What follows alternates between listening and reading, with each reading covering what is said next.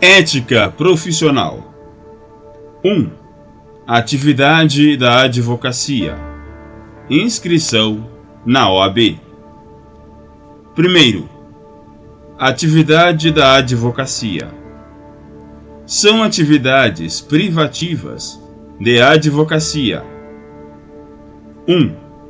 A postulação a órgão do Poder Judiciário e aos juizados especiais. 2. As atividades de consultoria, assessoria e direção jurídicas. Atenção!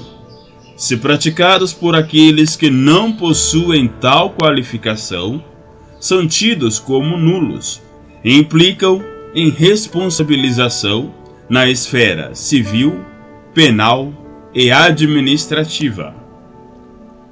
É obrigatório ser visado por advogado os atos e contratos constitutivos de pessoas jurídicas quando forem apresentados para registro no órgão competente, exceção microempresas e empresas de pequeno porte. É vedada a divulgação de advocacia em conjunto com outra atividade. O estagiário de advocacia, regularmente inscrito, pode praticar esses atos, na forma do regimento geral, em conjunto com o advogado e sob responsabilidade deste. Algumas exceções legais dispensam a necessidade de postulação em juízo ser realizada por advogado. Habeas corpus, juizado especial civil, até 20 salários mínimos, juizado especial federal civil, até 60 salários mínimos, ação de alimentos, defesa em sede de processo administrativo disciplinar.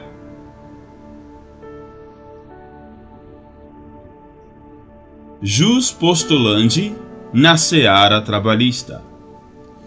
Nas ações de mandado de segurança, habeas data e revisão criminal, é necessária a representação por advogado. No processo administrativo, o advogado contribui com a postulação de decisão favorável ao seu constituinte, e os seus atos constituem munus público. O advogado pode contribuir com o processo legislativo e com a elaboração de normas jurídicas no âmbito dos poderes da República. Artigo 3º-A. Os serviços profissionais de advogado são, por sua natureza, técnicos e singulares, quando comprovada sua notória especialização nos termos da lei. Parágrafo único. Considera-se notória especialização o profissional ou a sociedade de advogados cujo conceito, no campo de sua especialidade, decorrente de desempenho anterior, estudos, experiências, publicações, organização, aparelhamento, equipe técnica ou de outros requisitos relacionados com suas atividades, permita inferir que o seu trabalho é essencial e indiscutivelmente o mais adequado à plena satisfação do objeto do contrato.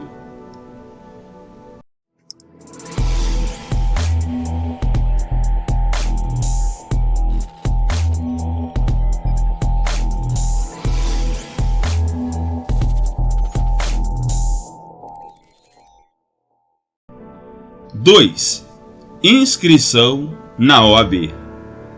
Requisitos legais para inscrição na OAB: capacidade civil, diploma ou certidão de graduação em Direito, obtido em instituição de ensino oficialmente autorizada e credenciada, título de eleitor e quitação do serviço militar, se brasileiro, aprovação em exame de ordem, não exercer atividade incompatível com a advocacia, idoneidade moral, prestar compromisso perante o Conselho, ato personalíssimo.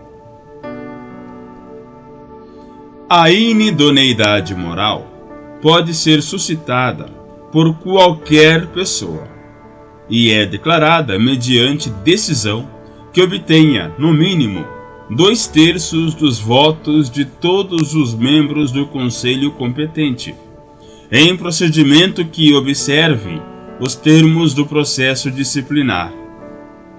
Não atende ao requisito de idoneidade moral aquele que tiver sido condenado por crime infamante, salvo reabilitação judicial. Tipos de inscrição na OAB. Principal, realizada no Conselho Seccional ou na subseção da OAB, em que o advogado pretende ter domicílio profissional. Suplementar, necessária quando o advogado exercer habitualmente a profissão, com 6 ou mais ações judiciais em território não abrangido por sua jurisdição. Transferência da inscrição, quando o advogado mudar definitivamente o seu domicílio profissional.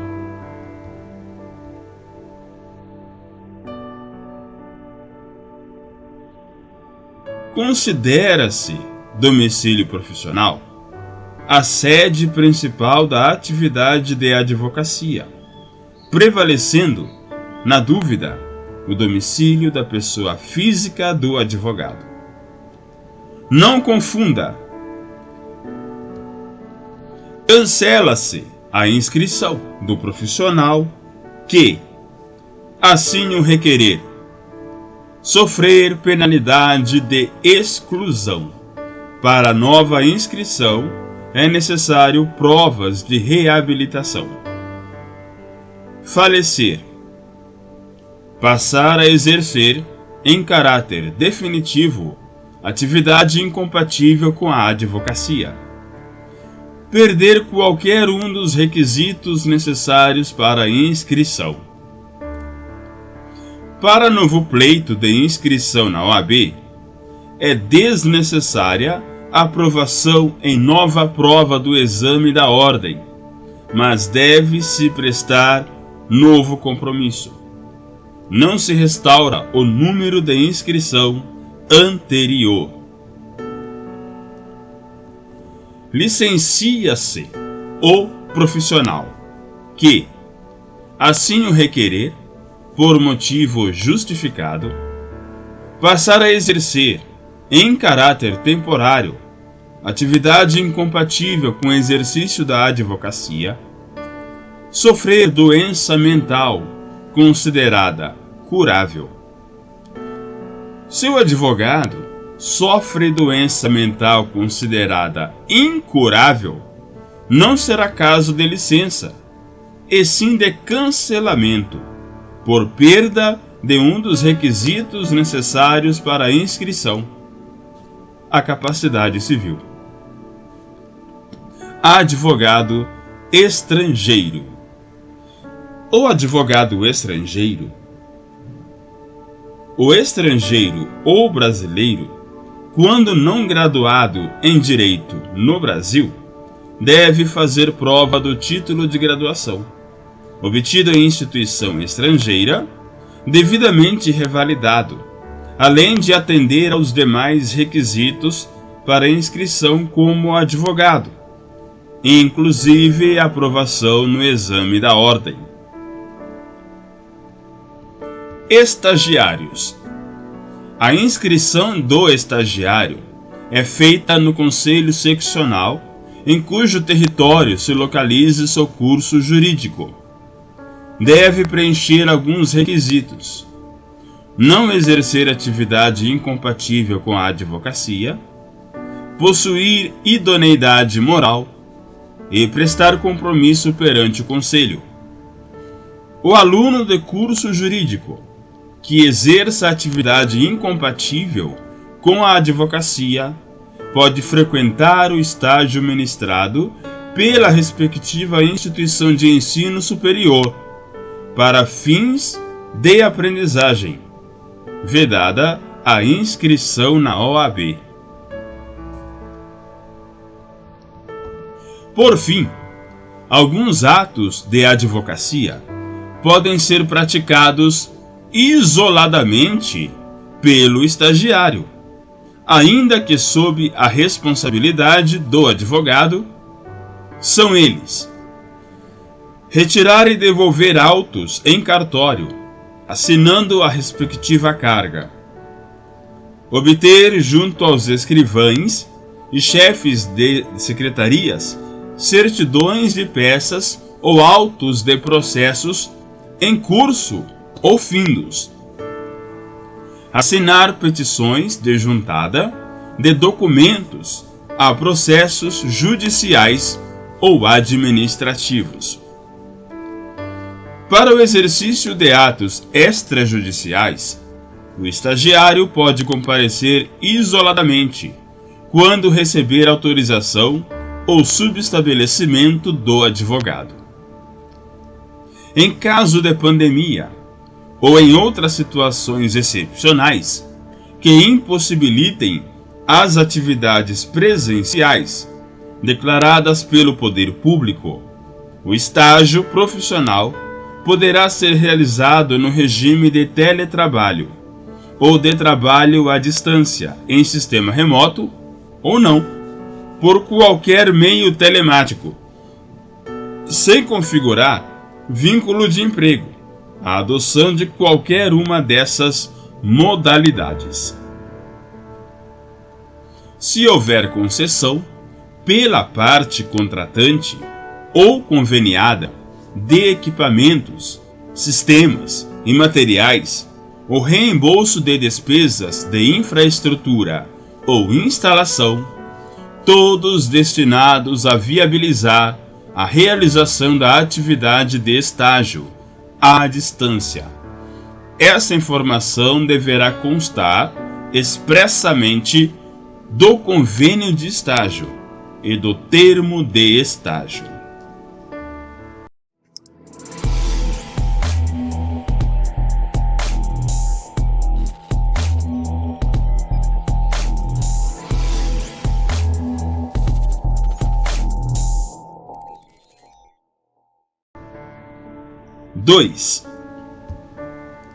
Direitos e deveres dos advogados, do instrumento de mandato, sociedade de advogados, advogados empregados. Terceiro, direitos e deveres dos advogados. São direitos dos advogados, dentre outros: inciso 2. A inviolabilidade de seu escritório ou local de trabalho, bem como de seus instrumentos de trabalho, de sua correspondência escrita, eletrônica, telefônica e telemática, desde que relativas ao exercício da advocacia. Inciso 3. Comunicar-se com seus clientes, pessoal e reservadamente, mesmo sem procuração, quando estes se acharem presos, detidos ou recolhidos em estabelecimentos civis ou militares, ainda que considerados incomunicáveis. Inciso 4. Ter a presença de representante da OAB quando preso em flagrante, por motivo ligado ao exercício da advocacia, para a lavratura do auto respectivo sob pena de nulidade, e, nos demais casos, a comunicação expressa a seccional da OAB. Inciso 5.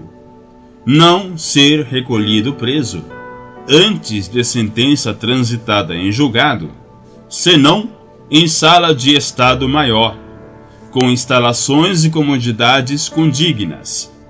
Assim,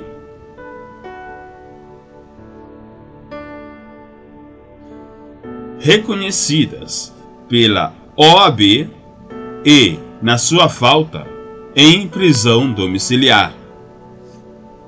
Inciso 10. Usar da palavra, pela ordem, em qualquer tribunal judicial ou administrativo, órgão de deliberação coletiva da administração pública ou comissão parlamentar de inquérito, mediante intervenção pontual e sumária, para esclarecer equívoco ou dúvida surgida em relação a fatos, a documentos ou a afirmações que influam na decisão. Inciso 13. Examinar em qualquer órgão dos poderes judiciário e legislativo ou da administração pública em geral, autos de processos findos ou em andamento, mesmo sem procuração, quando não estiverem sujeitos a sigilo ou segredo de justiça, assegurada a obtenção de cópias, com possibilidade de tomar apontamentos. As autoridades e os servidores públicos dos poderes da República, os serventuários da Justiça e os membros do Ministério Público devem dispensar ao advogado, no exercício da profissão, tratamento compatível com a dignidade da advocacia e condições adequadas a seu desempenho, preservando e resguardando, de ofício, a imagem, a reputação e a integridade do advogado nos termos desta lei. Durante as audiências de instrução e julgamento, realizadas no Poder Judiciário, nos procedimentos de jurisdição contenciosa ou voluntária, os advogados do autor e do requerido devem permanecer no mesmo plano topográfico e em posição equidistante em relação ao magistrado que as presidir. A medida judicial cautelar que importe na violação do escritório ou do local de trabalho do advogado será determinada em hipótese excepcional, desde que exista fundamento em indício pelo órgão acusatório. Deve ainda ser cumprida na presença de representante da OAB. É vedada a determinação dessa medida se fundada exclusivamente em elementos produzidos em declarações do colaborador sem confirmação por outros meios de prova.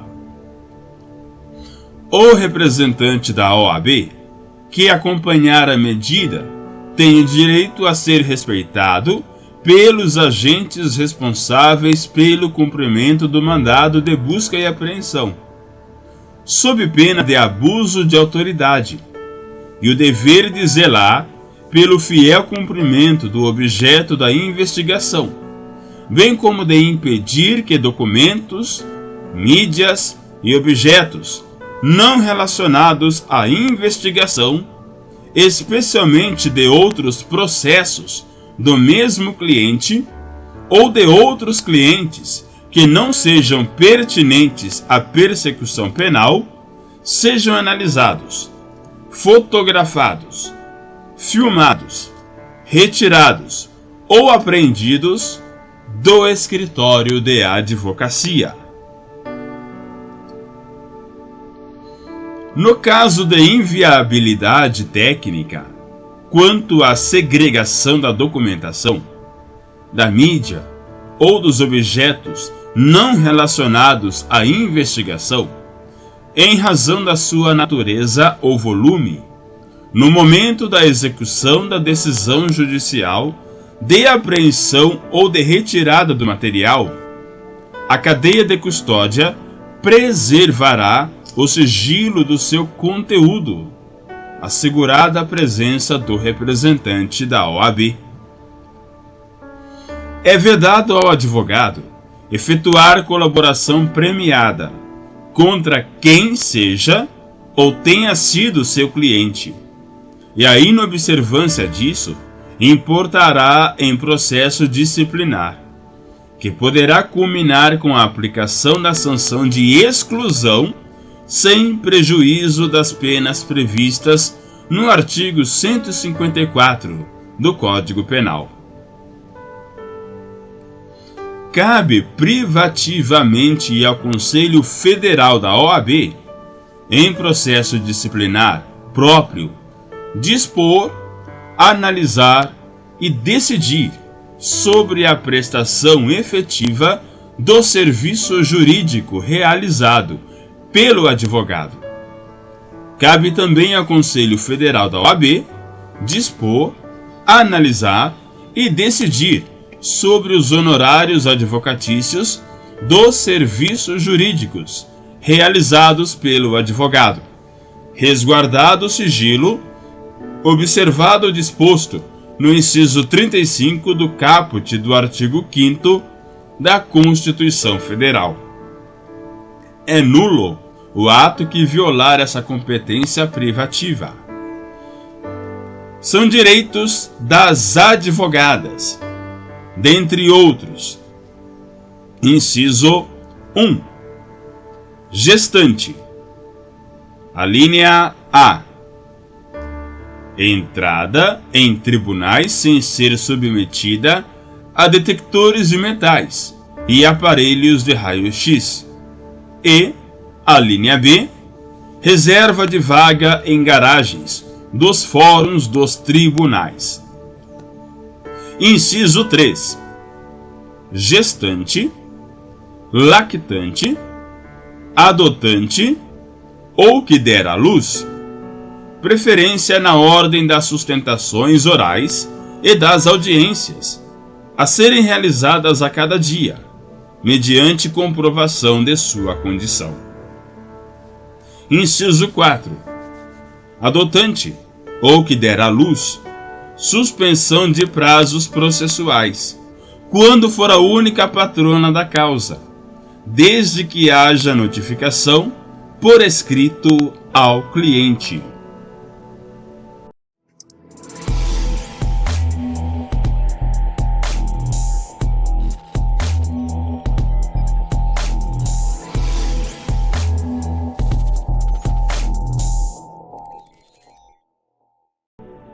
Quarto, do instrumento de mandato.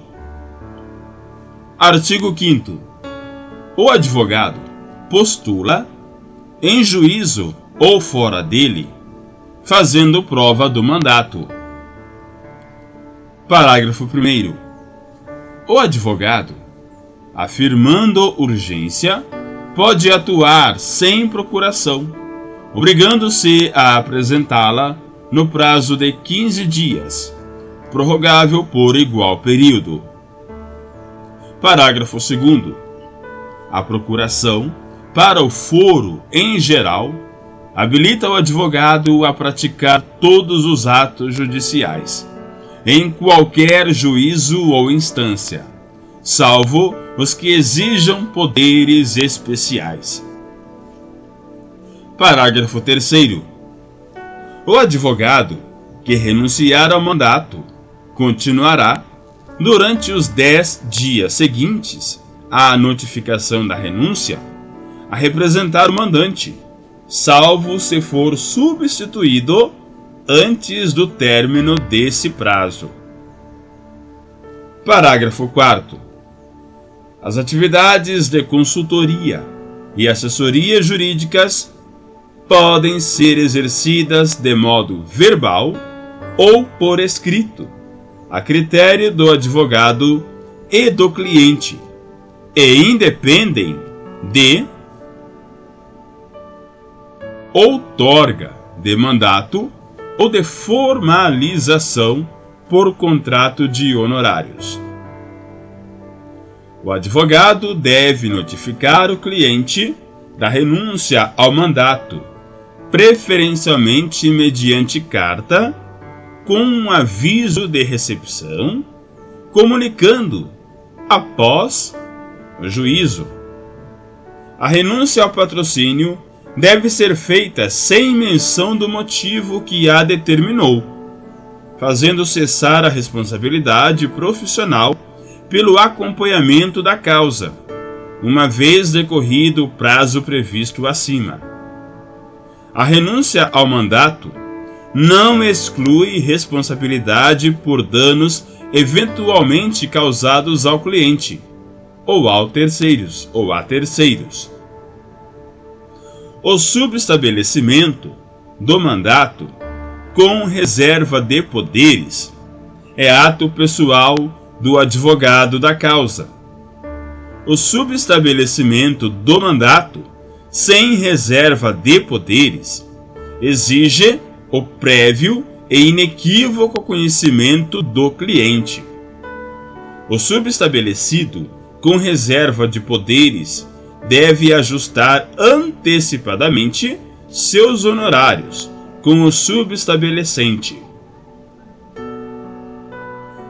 O advogado não deve aceitar procuração de quem já tenha patrono constituído, sem prévio conhecimento deste, salvo por motivo plenamente justificável ou para adoção de medidas judiciais urgentes e inadiáveis. A revogação do mandato judicial por vontade do cliente não o desobriga do pagamento das verbas honorárias contratadas, assim como não retira o direito do advogado de receber o quanto lhe seja devido em eventual verba honorária de sucumbência, calculada proporcionalmente em face do serviço efetivamente prestado.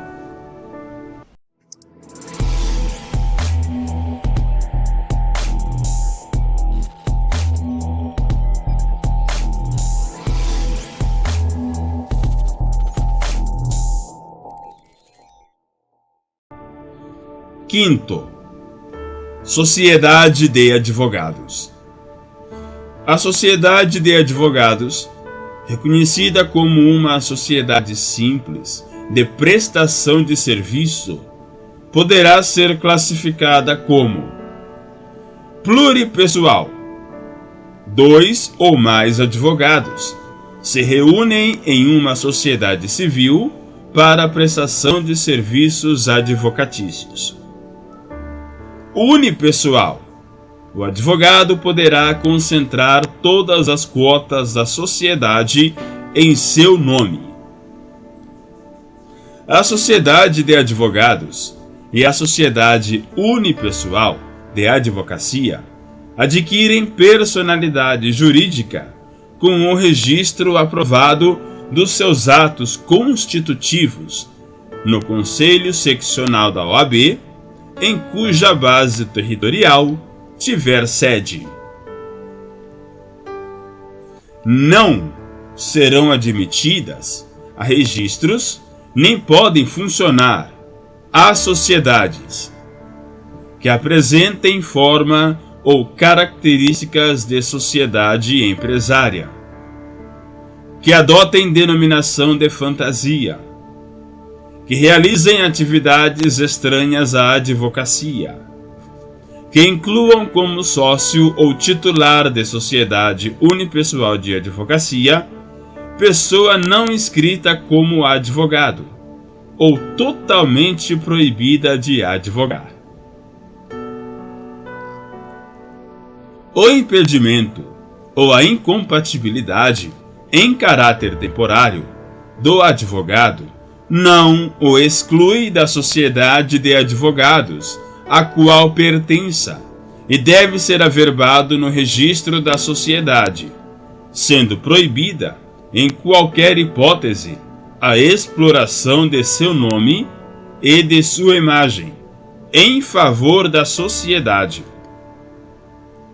Nas sociedades de advogados, a escolha do sócio administrador poderá recair sobre advogado que atue como servidor da administração direta, indireta e fundacional, desde que não esteja sujeito ao regime de dedicação exclusiva, não lhe sendo aplicável o disposto no inciso 10 do caput do artigo 117 da Lei nº 8.112, de 11 de dezembro de 1990, no que se refere à sociedade de advogados.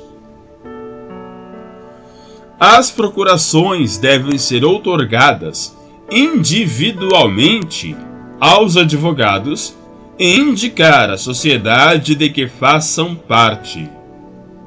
Os advogados sócios de uma mesma sociedade profissional não podem representar em juízo clientes de interesses opostos. A sociedade de advogados e a sociedade unipessoal de advocacia podem ter como sede, filial ou local de trabalho, espaço de uso individual ou compartilhado com outros escritórios de advocacia ou empresas, desde que respeitadas as hipóteses de sigilo previstas na lei e no Código de Ética e Disciplina. Artigo 15, parágrafo 4º.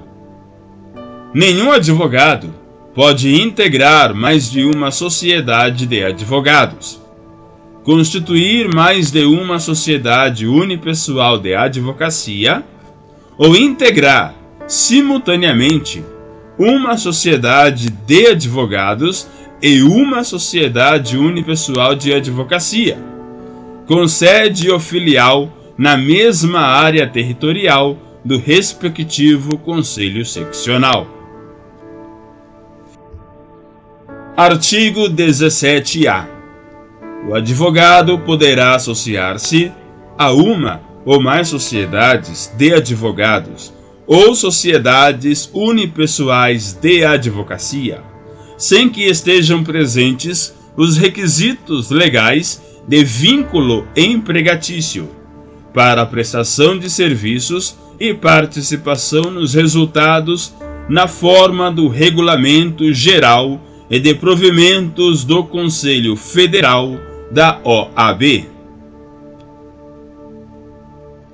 Essa associação dar-se-á por meio de pactuação de contrato próprio, que poderá ser de caráter geral ou restringir-se a determinada causa ou trabalho, e que deverá ser registrado no Conselho Seccional da OAB, em cuja base territorial tiver sede a sociedade de advogados que dele tomar parte. Além da sociedade, o sócio e o titular da sociedade individual de advocacia respondem subsidiária e ilimitadamente pelos danos causados aos clientes por ação ou omissão no exercício da advocacia, sem prejuízo da responsabilidade disciplinar em que possam incorrer.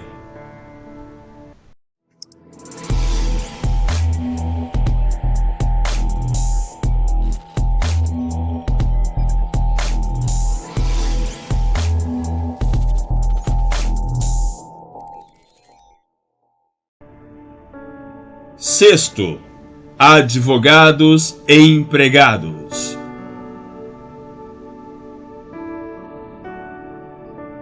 O advogado empregado não está obrigado a prestação de serviços profissionais de interesse pessoal dos empregadores, fora da relação de emprego. As atividades do advogado empregado poderão ser realizadas a critério do empregador em qualquer um dos seguintes regimes: exclusivamente presencial, não presencial, teletrabalho ou trabalho à distância, ou misto. O comparecimento nas dependências de forma não permanente, variável ou para participação em reuniões ou em eventos presenciais não descaracterizará o regime não presencial. Na vigência da relação de emprego, as partes poderão pactuar, por acordo individual simples, a alteração de um regime para outro. A jornada de trabalho do advogado empregado, quando prestar serviço para empresas, não poderá exceder a duração diária de 8 horas contínuas e a de 40 horas semanais. Artigo 21. Nas causas em que for parte o empregador ou pessoa por este representada, os honorários de sucumbência são devidos aos advogados empregados. Parágrafo único.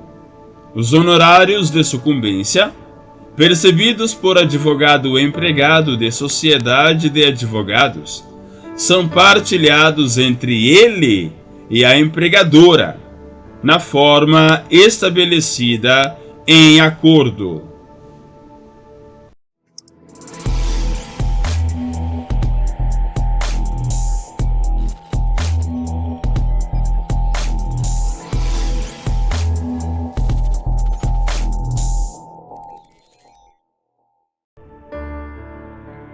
Três. Honorários advocatícios, da incompatibilidade e impedimento. Sétimo. Honorários advocatícios. Espécies de honorários: convencionados, arbitrados, sucumbenciais, assistenciais. Os honorários convencionados são aqueles em que as partes, advogado e cliente, pactuam o valor a ser cobrado, de forma escrita ou verbal. Na falta de estipulação ou de acordo, os honorários são fixados por arbitramento judicial, em remuneração compatível com o trabalho e o valor econômico da questão, observado obrigatoriamente o disposto no Código de Processo Civil. Salvo estipulação em contrário, 1/3 dos honorários é devido no início do serviço, outro terço até a decisão de primeira instância, e o restante no final.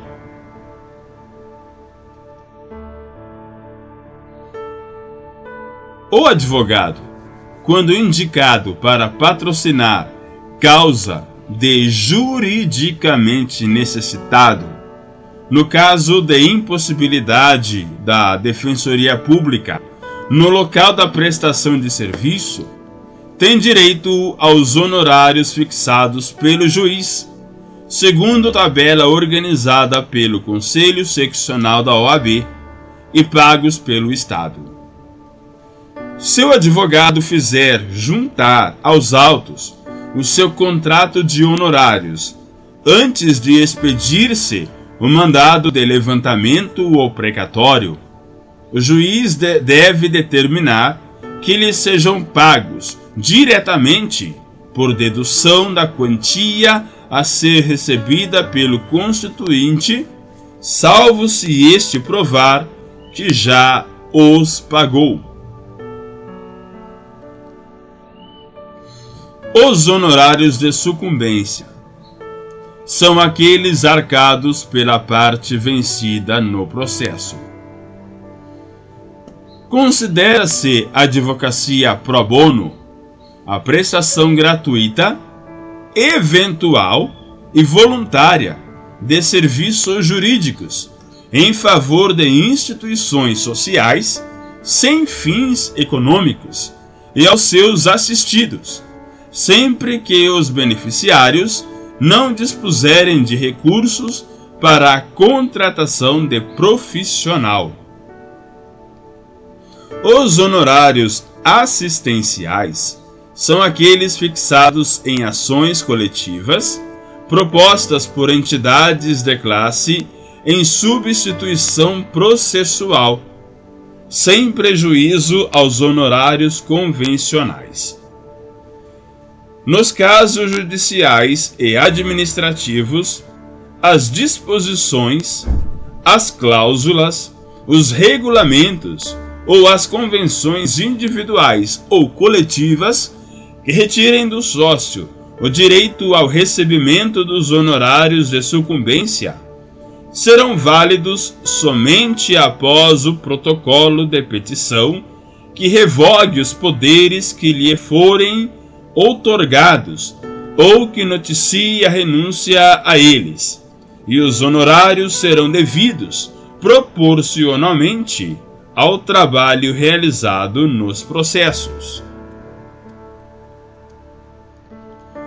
Salvo renúncia expressa do advogado aos honorários pactuados na hipótese de encerramento da relação contratual com o cliente, o advogado mantém o direito aos honorários proporcionais ao trabalho realizado nos processos judiciais e administrativos em que tenha atuado, nos exatos termos do contrato celebrado, inclusive em relação aos eventos de sucesso que porventura venham a ocorrer após o encerramento da relação contratual.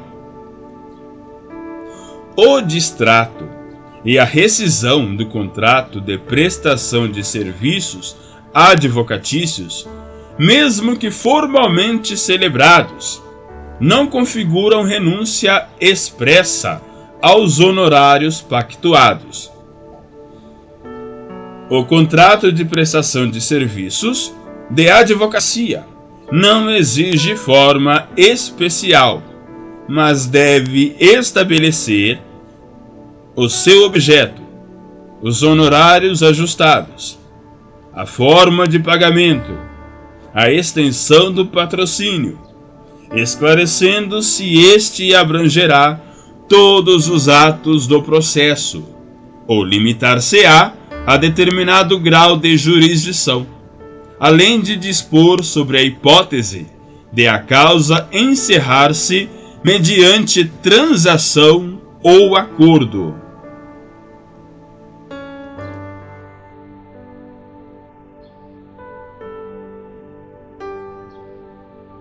A compensação de créditos pelo advogado, de importâncias devidas ao cliente, somente será admissível quando o contrato de prestação de serviços a autorizar ou quando houver autorização especial do cliente para esse fim, por este firmada. Artigo 24-A. No caso de bloqueio universal do patrimônio do cliente, por decisão judicial, garantir-se-á ao advogado a liberação de até 20% dos bens bloqueados para fins de recebimento de honorários e reembolso de gastos com a defesa,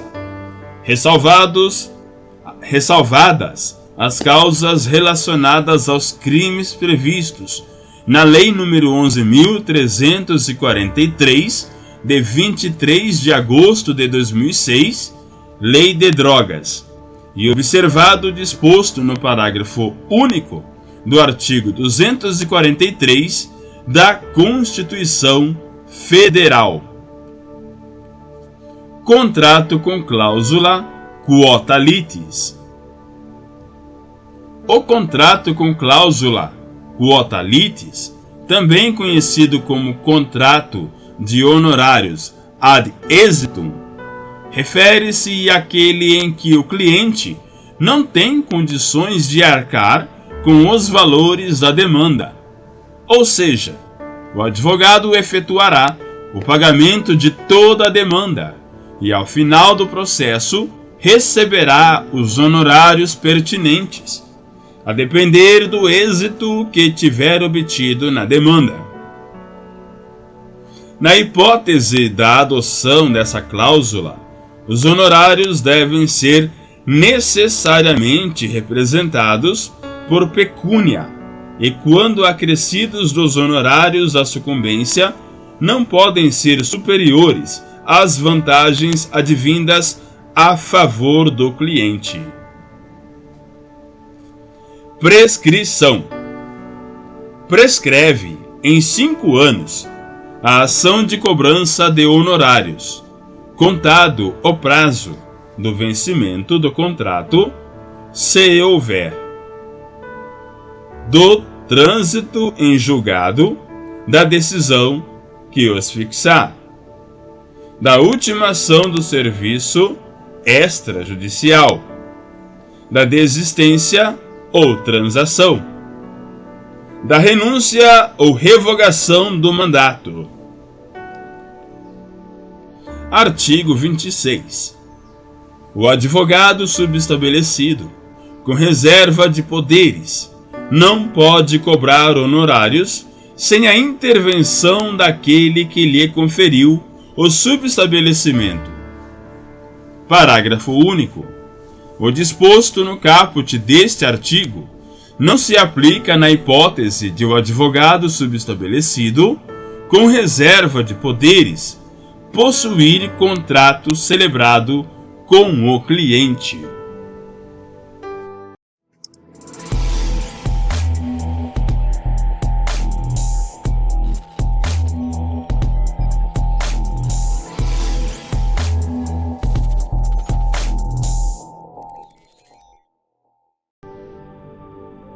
Oitavo, incompatibilidade e impedimento. Incompatibilidade. Proibição total do exercício da advocacia. A incompatibilidade permanece ainda que o ocupante do cargo, função, esteja afastado de suas atividades, como ocorre na licença remunerada. Artigo 28. A advocacia é incompatível, mesmo em causa própria, com as seguintes atividades. Inciso 1.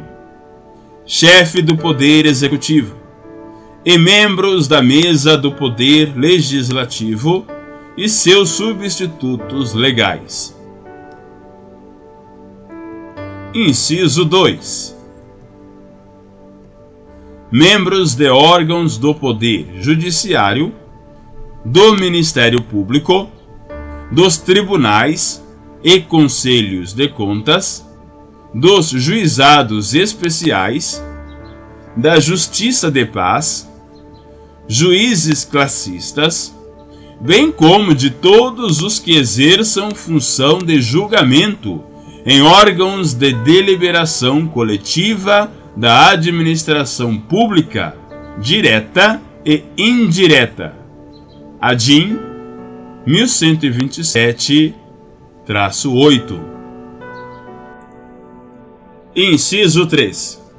Ocupantes de cargos ou funções de direção em órgãos da administração pública, direta ou indireta, em suas fundações e em suas empresas controladas ou concessionárias de serviço público.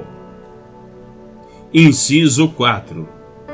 Ocupantes de cargos ou funções vinculados, direta ou indiretamente, a qualquer órgão do Poder Judiciário e os que exercem serviços notariais e de registro. Inciso 5. Ocupantes de cargos ou funções vinculados, direta ou indiretamente, à atividade policial de qualquer natureza. Inciso 6. Militares de qualquer natureza na ativa. Inciso 7. Ocupantes de cargos ou funções que tenham competência de lançamento, arrecadação ou fiscalização de tributos e contribuições parafiscais. Inciso 8. Ocupantes de funções de direção e gerência em instituições financeiras, inclusive privadas. Parágrafo 2º. Não se incluem, nas hipóteses do inciso 3, os que não detenham poder de decisão relevante sobre interesses de terceiro, a juízo do Conselho competente da OAB, bem como a administração acadêmica diretamente relacionada ao magistério jurídico. Impedimento: proibição parcial para advogar, ou seja, o advogado poderá continuar atuando, mas de forma limitada. São impedidos de exercer a advocacia os servidores da administração direta, indireta e fundacional contra a fazenda pública que os remunere ou a qual seja vinculada a entidade empregadora. Não se incluem aqui os docentes dos cursos jurídicos, os membros do Poder Legislativo em seus diferentes níveis, contra ou a favor das pessoas jurídicas de direito público, empresas públicas, sociedades de economia mista, fundações públicas, entidades paraestatais ou empresas concessionárias ou permissionárias de serviço público.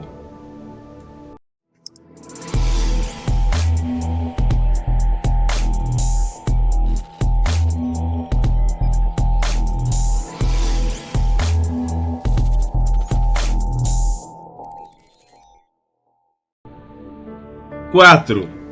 Infrações e sanções disciplinares. Processo disciplinar. 9. Infrações e sanções disciplinares. O advogado é responsável pelos atos que, no exercício profissional, praticar com dolo ou culpa.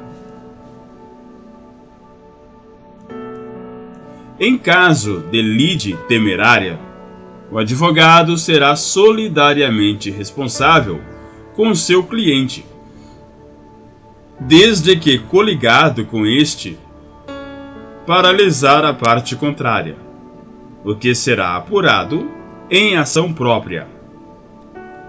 Constituem-se infrações disciplinares, dentre outras: exercer a profissão quando impedido de fazê-lo, ou facilitar, por qualquer meio, o seu exercício aos não inscritos, proibidos ou impedidos. Abandonar a causa sem justo motivo, ou antes de decorridos 10 dias da comunicação da renúncia. Violar, sem justa causa, sigilo profissional. Deturpar o teor de dispositivo de lei, de citação doutrinária ou de julgado, bem como de depoimentos, documentos e alegações da parte contrária, para confundir o adversário ou iludir o juiz da causa, punível com censura. As sanções disciplinares consistem em 1. Censura. 2. Suspensão. 3. Exclusão.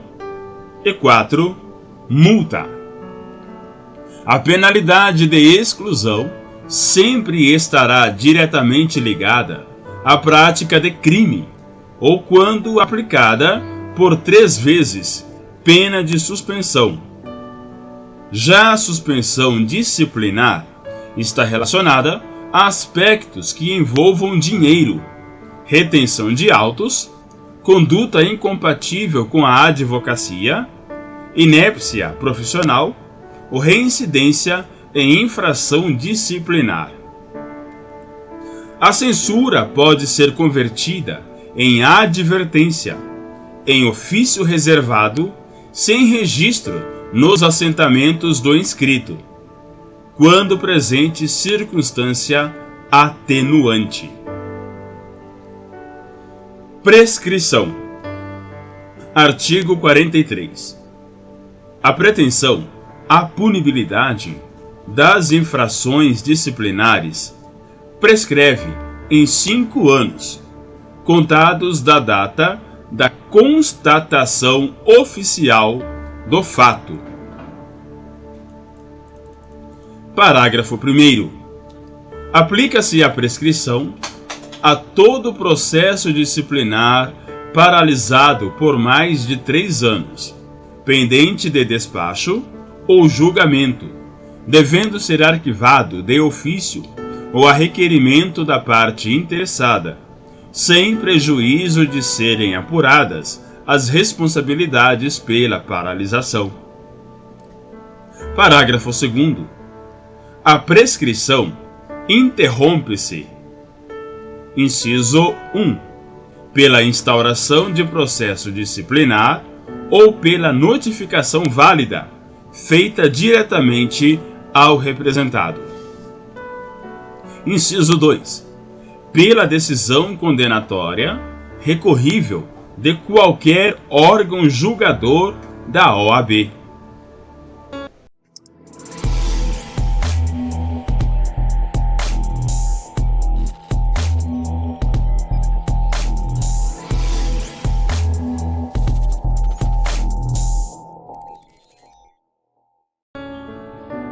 Décimo, processo disciplinar.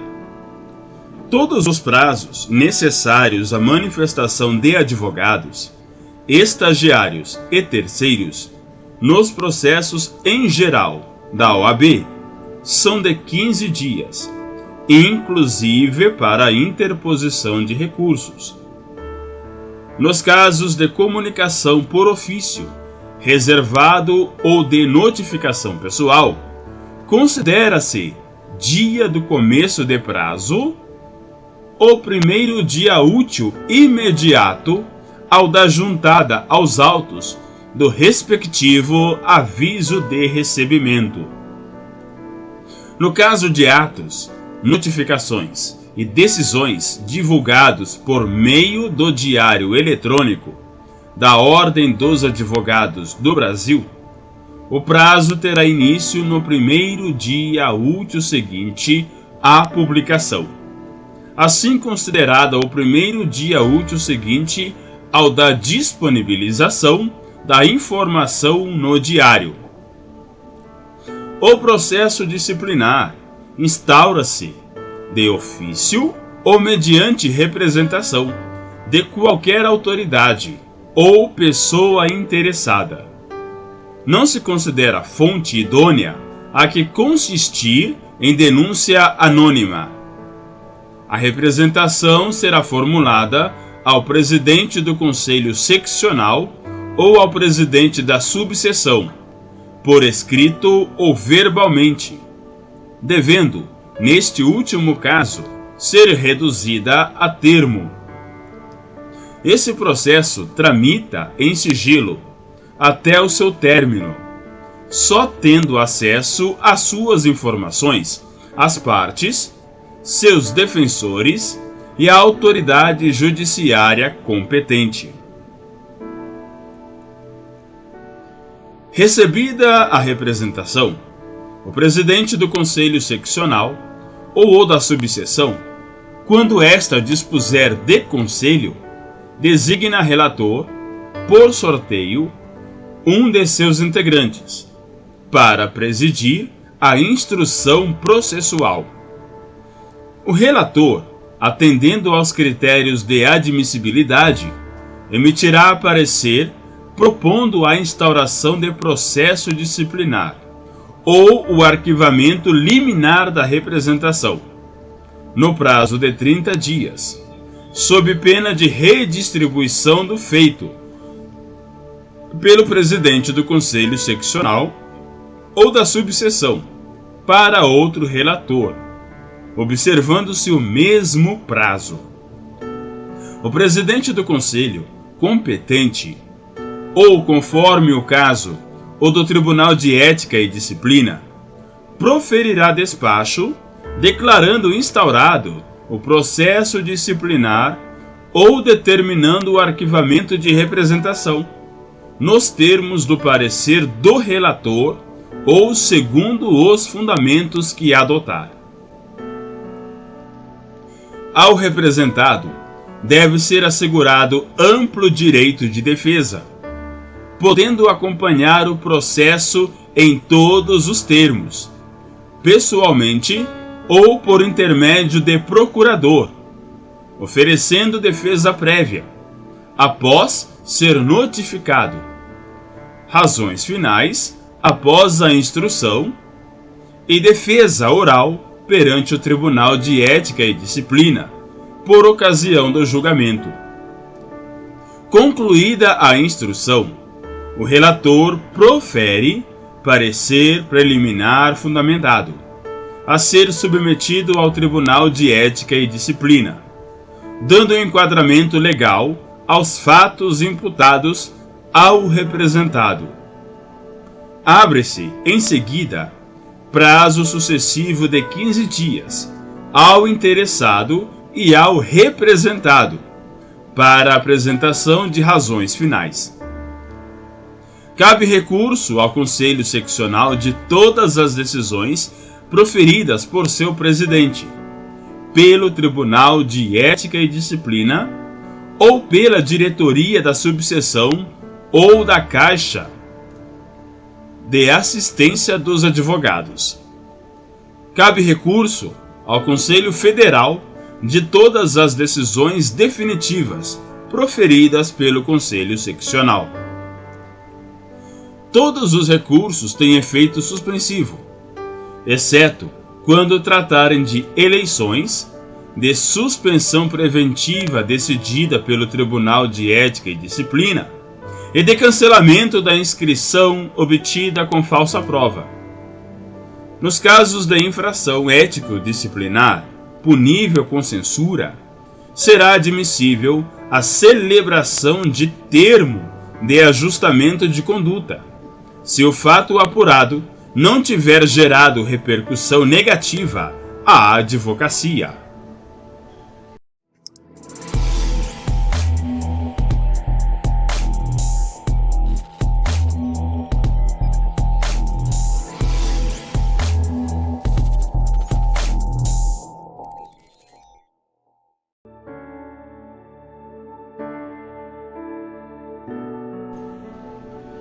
(5) Ética e publicidade. Órgãos e estrutura da OAB. Eleições. 11º. Ética e publicidade. Artigo 32. Não poderá o advogado, enquanto exercer cargos ou funções em órgãos da OAB, ou representar a classe junto a quaisquer instituições, órgãos ou comissões, públicos ou privados, firmar contrato oneroso de prestação de serviços ou fornecimento de produtos com tais entidades, nem adquirir bens imóveis ou móveis infungíveis de quaisquer órgãos da OAB ou a estes aliená-los. O advogado tem o dever de guardar sigilo dos fatos, de que tome conhecimento no exercício da profissão. O sigilo profissional é de ordem pública, independentemente de solicitação de reserva que lhe seja feita pelo cliente. Presume-se confidenciais as comunicações de qualquer natureza entre advogado e cliente. O advogado se submete a essas regras, inclusive quando no exercício das funções de mediador, conciliador e árbitro. O sigilo profissional cederá em face de circunstâncias excepcionais, que configurem justa causa, como nos casos de grave ameaça ao direito à vida e à honra ou que envolvam defesa própria. O advogado não é obrigado a depor em processo ou procedimento judicial, administrativo ou arbitral, sobre fatos a cujo respeito deva guardar sigilo profissional. A publicidade profissional do advogado tem caráter meramente informativo e deve primar pela discrição e sobriedade, não podendo configurar captação de clientela ou mercantilização da profissão. É vedada a inclusão de fotografias pessoais ou de terceiros nos cartões de visitas do advogado, bem como menção a qualquer emprego, cargo ou função ocupado, atual ou pretérito, em qualquer órgão ou instituição, salvo o de professor universitário. As colunas que o advogado mantiver nos meios de comunicação social ou os textos que por meio deles divulgar não deverão induzir leitor a litigar nem promover, dessa forma, captação de clientela. É vedado ao advogado responder com habitualidade a consulta sobre matéria jurídica nos meios de comunicação social, debater em qualquer meio de comunicação causa sob o patrocínio de outro advogado, abordar tema de modo a comprometer a dignidade da profissão e da instituição que o congrega, divulgar ou deixar que sejam divulgadas listas de clientes e demandas, insinuar-se para reportagens e declarações públicas. Será admitida a celebração de termo de ajustamento de conduta no âmbito dos conselhos seccionais e do Conselho Federal para fazer cessar a publicidade irregular praticada por advogados e estagiários.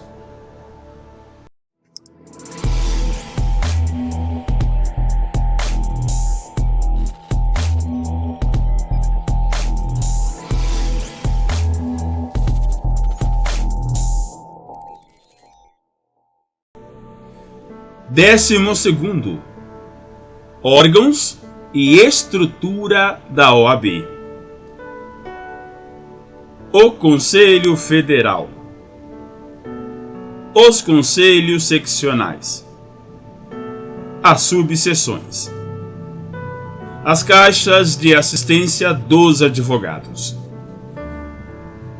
Compete ao Conselho Seccional, dentre outras funções, fiscalizar, por designação expressa do Conselho Federal da OAB, a relação jurídica mantida entre advogados e sociedades de advogados, e o advogado associado em atividade na circunscrição territorial de cada seccional, inclusive no que se refere ao cumprimento dos requisitos norteadores da associação sem vínculo empregatício.